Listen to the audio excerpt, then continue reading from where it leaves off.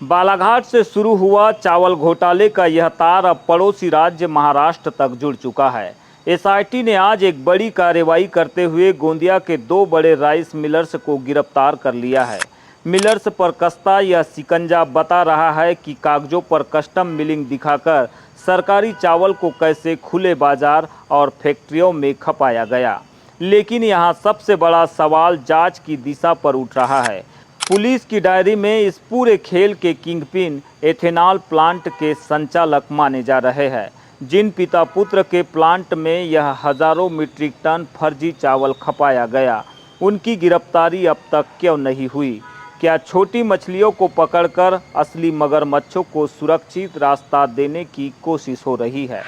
पहला फेज़ जो बालाघाट से लास्ट 1 ईयर में कितना राइस जो है वो इथेनॉल की ओपन मार्केट सेल पॉलिसी के तहत एवीजे एग्रीगो इथेनॉल प्लांट के लिए निकला, उसके संबंध में भी जांच कर रहे हैं। और जब इसकी जांच और इसके तथ्य पूर्ण हो जाएंगे उसके बाद फिर अगर अन्य कहीं जगह से भी कोई चावल इथेनॉल बनाने के लिए इस स्पेसिफिक एवीजे एग्रीगो इथेनॉल प्लांट के लिए होगा तो उसकी जाँच की जाएगी। अब यह घोटाला सिर्फ पुलिस फाइलों तक सीमित नहीं है।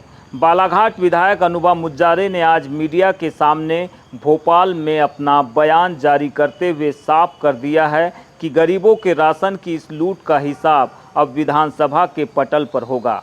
मुज्जारे ने सरकार को कटघरे में खड़ा करते हुए एक निष्पक्ष जांच की मांग की है। सरकार ने एसआईटी को गठित कर दी है, लेकिन एसआईटी की जो कार्यप्रणाली है वो संतोषप्रद नहीं नजर आ रही है, क्योंकि जो वास्तव में जिस तरह से जांच होना चाहिए हम उस जांच से बिल्कुल भी संतुष्ट नहीं है। और पहले भी एसआईटी गठित की गई है तो विभिन्न मुद्दों पर हम देख रहे हैं, प्रदेश की बात कर रहे हैं हम तो उसमें कोई संतोषप्रद ऐसे एसआईटी के रिजल्ट नहीं आते जिसको हम कहें कि भाई निष्पक्ष जांच। दिलचस्प बात यह है कि जैसे जैसे एसआईटी जांच की परतें उधेड़ रही है, जिले के कुछ सत्ताधारी नेताओं और रसूखदार व्यापारियों के माथे पर पसीना छलकने लगा है।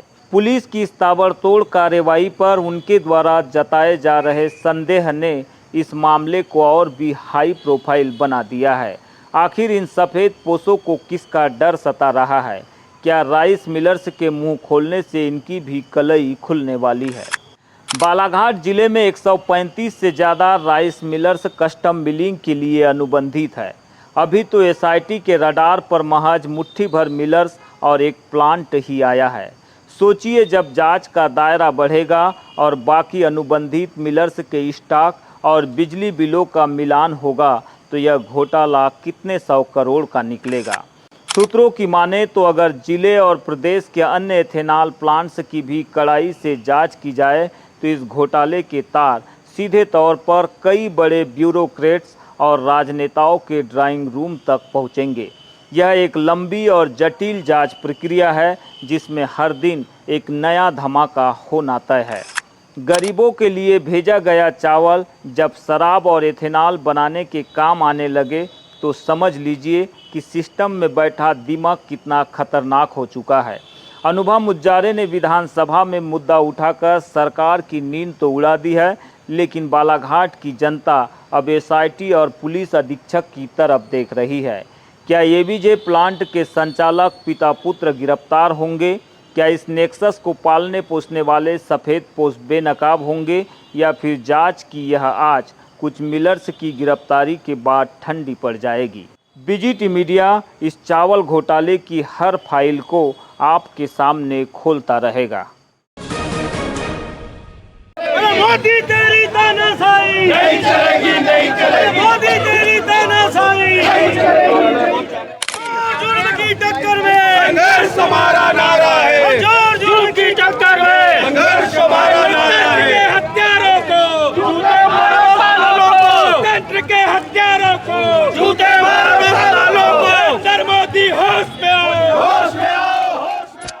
नाइट प्रोटेस्ट कांग्रेस के द्वारा आयोजित किया गया है। इसकी तस्वीर हम आपको सीधे हनुमान चौक से दिखा रहे हैं। हमारे साथ कांग्रेस के वरिष्ठ नेता और अधिवक्ता अनूप सिंह बैस जी बताएंगे इस पूरे घटनाक्रम को आप किस तरह से देख रहे हैं। प्रधानमंत्री आवास के बाहर कांग्रेस नेता राहुल गांधी, प्रियंका गांधी, सपा नेता अखिलेश यादव का धरना देना और फिर उनकी गिरफ्तारी होना, हालांकि आप लोगों का आरोप मारपीट का भी है।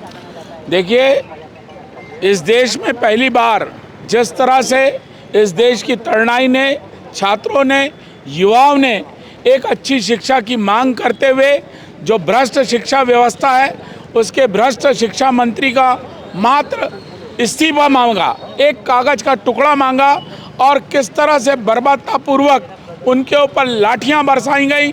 12-12 साल की छोटी छोटी बच्चियों के सर फोड़ दिए गए, लोगों को मरणासन अवस्था में पहुंचा दिया गया। और आप देख रहे हैं कि समूचे देश में जिस तरह की अराजकता का वातावरण बना हुआ है, उसको देखते हुए हमारे विपक्ष के नेता सम्मानी राहुल गांधी जी जब प्रधानमंत्री से जवाब मांगने उनके घर गए तो उनके साथ भी जिस तरह से बर्बरता हुई, उनके नाक से खून बहने लगा और वो घायल हो गए और उन्हें पुलिस वालों ने बहुत ही बेशर्मी के साथ जिस तरह से चंगा उठाकर गाड़ी में फेंका है और इस प्रजातंत्र की हत्या की है। और जिस तरह से इस देश में 23 बच्चों ने आत्महत्याएं की हैं और आप देखिए कि आत्महत्याएं नहीं बल्कि एक गैर इरादतन हत्या है और गैर इरादतन हत्या करने वाले शिक्षा मंत्री को उसका इस्तीफा इस देश के नौजवान युवा तरुणाई के बच्चे मांग रहे हैं और उनको लाठियां मिल रही हैं। इसका जवाब हमारे नेता ने संघर्ष के माध्यम से दिया है।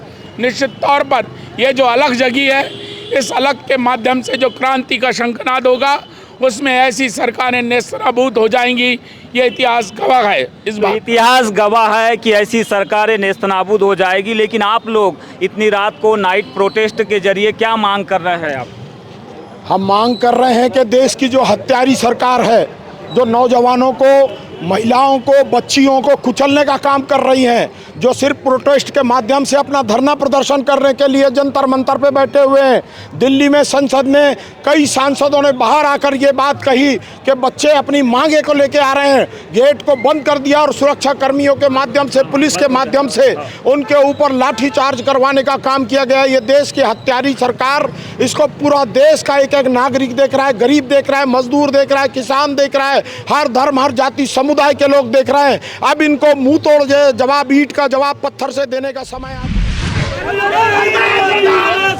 नहीं चलेगी, नहीं चलेगी।